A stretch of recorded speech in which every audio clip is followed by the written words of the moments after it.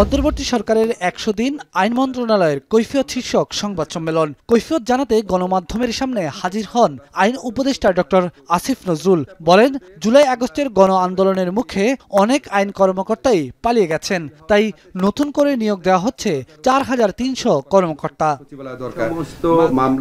কর্মকর্তা নিয়োগের মাধ্যমে আইন ও বিচার কার্যক্রমে গতি বাড়বে বলে মনে করেন আইন উপদেষ্টা। কমে আসবে মামলা বাণিজ্য ও হয়রানিমূলক কর্মকাণ্ড। এই নিয়োগের সুফল কি? এটা লাভটা কি? লাভটা হচ্ছে এর ফলে দ্রুততম সময় সকল উদ্দেশ্য প্রণোদিত হয়রানিমূলক এবং মিথ্যা মামলা প্রত্যাহার করা সম্ভব হবে। ঢালাও মামলা হচ্ছে, সরকার কিন্তু মামলা করছে না, ব্যক্তি পর্যায়ে ঢালাও মামলা হচ্ছে, মামলার নামে আপনার বাণিজ্য করা হচ্ছে, হয়রানি করা হচ্ছে। তো যারা হয়রানির শিকার হচ্ছে, শত্রুতামূলক মামলার শিকার হচ্ছে, যাদেরকে আপনার বাণিজ্যিক কারণে যাদের মামলার আসামি করা হয়েছে, তাদের জন্য বিরাট একটা প্রতিকারের সুযোগ সৃষ্টি হবে। আইন উপদেষ্টা বলেন, পতনের ২-৩ দিন আগে নিজের পরিবার ও আত্মীয় স্বজনদের পাঠিয়ে দিয়ে শেখ হাসিনাও পালিয়ে গেলেন। আর এখন দেশকে অস্থিতিশীল করতে ফোন আলাপ ফাঁস করে নেতাকর্মীদের উস্কানি দেওয়া হচ্ছে। শেখ হাসিনা কেন না বলে পালিয়ে গেলেন, তার কাছেই আওয়ামী লীগ নেতাকর্মীদের জবাব চাওয়া উচিত বলে মনে করেন তিনি। এগুলো যদি সত্যি ওনার কনভারসেশন হয়ে ওঠে, এগুলি আপনার দেশকে অস্থিতিশীল করা, তারপর হচ্ছে ষড়যন্ত্র করা, মানুষকে প্ররোচিত করা, মানুষকে উত্তেজিত করা এবং বিভ্রান্ত করার উদ্দেশ্যে করা হয়। আমি এর আগেও বলেছি যে সত্যি অনেস্টলি বলতেছি, কোনো রকম চালাকি না, কোনো সরকারের উপদেষ্টা হিসাবে না, এখন সাধারণ মানুষ হিসেবে মনে হয় আওয়ামী লীগের নেতৃবৃন্দে জিজ্ঞেস করা উচিত, আপনি আপনার বৃহত্তর পরিবারকে নিয়ে কাউকে না জানিয়ে যেভাবে পালিয়ে গেলেন, আর আমাদের যে প্রতিনিয়ত উস্কান এই বিক্ষোভ করার জন্য, উস্কানিমূলক কাজ করার জন্য, সন্ত্রাসমূলক কাজ করার জন্য, এই ব্যাপারে আপনার নিজের ব্যাখ্যা কি? উনি উনার ভাগ্নে টাগ্নে তাদেরকে এই সরকার পতনের ২-৩ দিন আগে নিরাপদে পাঠিয়ে দিয়েছিলেন কেন?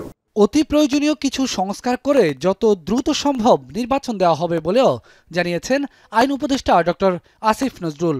আমরা মোস্ট এসেনশিয়াল কিছু সংস্কার করে যত দ্রুত সম্ভব নির্বাচন দেব। আমরা খালি জাস্ট এই জিনিসটা চাই না যে আপনার আগের মতো কোনো ভুয়া নির্বাচন হোক, আর এটা চাই না নির্বাচনে বিজয়ী হয়ে কেউ আপনার আবার ভুয়া নির্বাচন করার সুযোগ পাক। এটা ছাড়া আর কোনো স্বার্থ নাই। আসিফ নজরুল জানান, আন্তর্জাতিক অপরাধ ট্রাইব্যুনালে দেশি বিদেশি আইন বিশেষজ্ঞ নিয়োগ দেওয়া হচ্ছে। হাইকোর্ট ও আপিল বিভাগের বিচারক নিয়োগেও আইন হচ্ছে সপ্তাহখানেকের মধ্যে। পরবর্তী বিচারক নিয়োগ হবে এই আইনের অধীনে। এক্ষেত্রে কারো সুপারিশ গ্রহণ করা হবে না বলে জানান তিনি।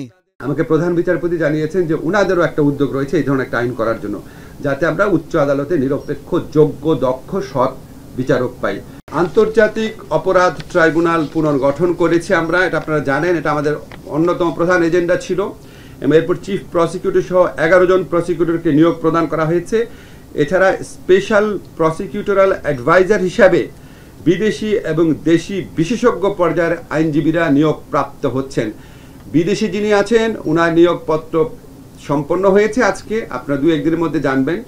দেশি যিনি আছেন আইন বিশেষজ্ঞ, ওনারটা প্রসেসের মধ্যে রয়েছে, আশা করি এই সপ্তাহের মধ্যে এটা হয়ে যাবে। ছাত্র জনতার গণ আন্দোলন দমনে বিগত আওয়ামী সরকারের দায়ের করা ফৌজদারি, সন্ত্রাস দমন ও সাইবার নিরাপত্তা আইনে সকল মিথ্যা ও হয়রানিমূলক মামলা প্রত্যাহারের সিদ্ধান্তের কথাও জানান আইন উপদেষ্টা। বেলায়েত হোসাইন, এখন, ঢাকা।